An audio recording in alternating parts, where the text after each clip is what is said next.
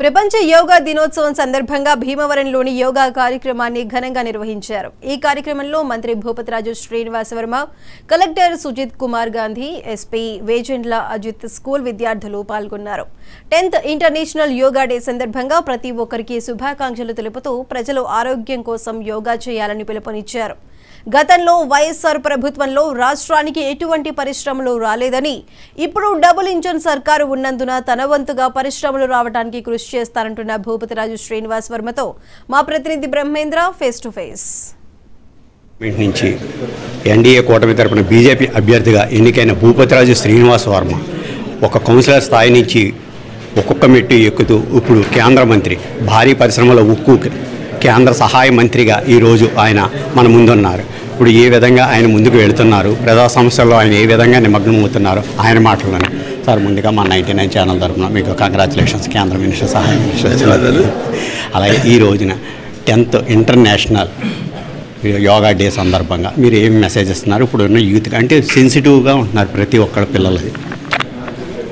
ముందుగా మనందరి బాధ్యత ప్రధానమంత్రి మోడీ గారు పదే చెప్పేటువంటి విషయం, ఆరోగ్యాన్ని కాపాడుకోవాలి. అందులో భాగంగా పెద్ద ఎత్తున యోగా దినోత్సవాన్ని, యోగాని దేశ ప్రజలకు దినచర్యగా మార్చాలనేటువంటి ఆలోచన ప్రధానమంత్రి నరేంద్ర మోడీ గారి యొక్క ఆలోచన.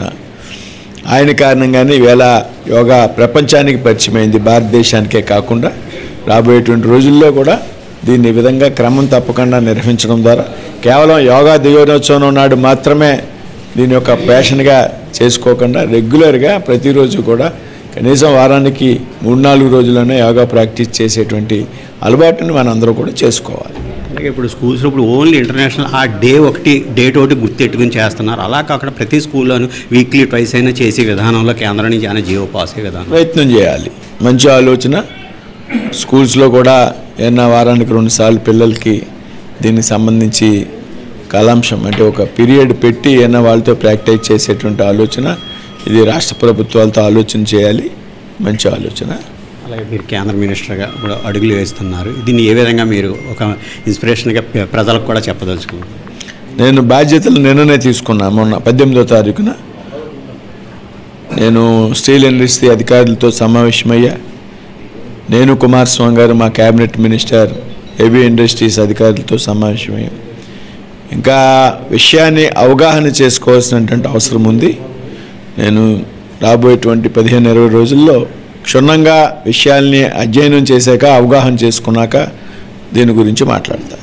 అలాగే మన ఆంధ్రప్రదేశ్ ఆల్రెడీ పరిశ్రమలన్నీ కూడా లాకౌట్ అయిపోయిన దిశగా మొన్న జరిగిన ఈ వైఎస్ఆర్సీపీ ప్రభుత్వంలో ఉంది. కానీ ఇప్పుడు మీ నుంచి సహకారం పొందుతున్నారు. అది ఏ విధంగా వీళ్ళందరికీ కూడా సపోర్ట్గా ఉంటారు? డెఫినెట్గా. గత 5 సంవత్సరాల్లో ఆంధ్రప్రదేశ్లో ఒక కొత్త పరిశ్రమ కూడా రాలేదు.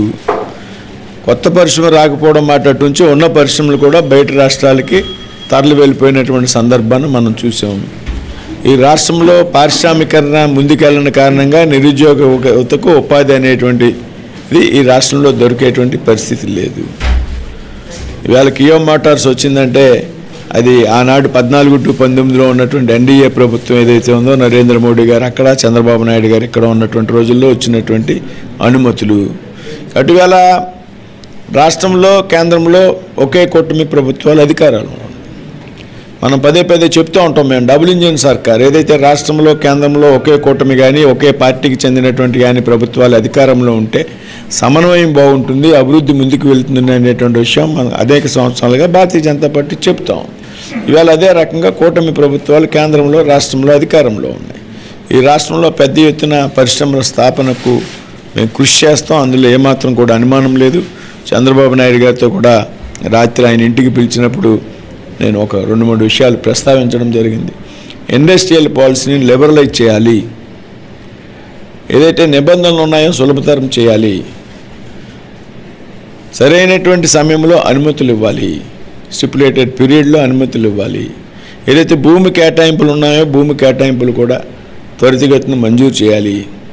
ఏదైతే పర్యావరణానికి సంబంధించిన అనుమతులు ఉంటే కేంద్రంలో నేను ఆ దిశగా నేను ప్రయత్నం చేస్తాను అనేటువంటి విషయాలు చెప్పడం జరిగింది. తప్పనిసరిగా ఆంధ్ర రాష్ట్రంలో రాబోయేటువంటి రోజుల్లో కొత్త పరిశ్రమల స్థాపనకు కేంద్ర రాష్ట్ర ప్రభుత్వాలు ప్రయత్నం చేస్తాయి. కేంద్ర పరిశ్రమల శాఖ మంత్రిగా ఉన్నటువంటి నా వంతు ప్రయత్నం నేను చేస్తాను. అదేవిధంగా కేంద్రానికి సంబంధించి కొన్ని కొత్త ప్రాజెక్టులు కూడా ఈ రాష్ట్రానికి వచ్చే విధంగా ప్రయత్నం చేస్తాను. ఆ ప్రయత్నమే కాదు, తప్పనిసరిగా సఫలీకృతం అవుతాను ఆ ప్రయత్నంలో అనేటువంటి నమ్మకం నాకుంది. జగన్మోహన్ రెడ్డి ట్వీట్ కూడా చేశారు, ఈవీఎంలపై అనుమానం ఉంది, ఆ దేవుడే ఏం జరిగిందో తెలియట్లేదా? ఓడిపోయిన ప్రతిసారి ఈవీఎంల మీద మాట్లాడుతూ ఉంటారు. ఇదే జగన్మోహన్ రెడ్డి 19లో 151 సీటు వచ్చినప్పుడు ఈవీఎంల గురించి మాట్లాడలేదు. అప్పుడు నచ్చినటువంటి ఈవీఎంలు ఇప్పుడు నచ్చడం లేదు. కాబట్టి ఓడిపోయినప్పుడు ప్రతిసారి ఇక్కడ జగనే కాదు, అక్కడ మమతా బెనర్జీ గారు కానివ్వండి, మరో రాష్ట్రంలో మరొకరు కానివ్వండి, ఓడిపోయిన ప్రతి సందర్భంలో ఈవీఎంల గురించి మాట్లాడతారు. ఇది సహజం.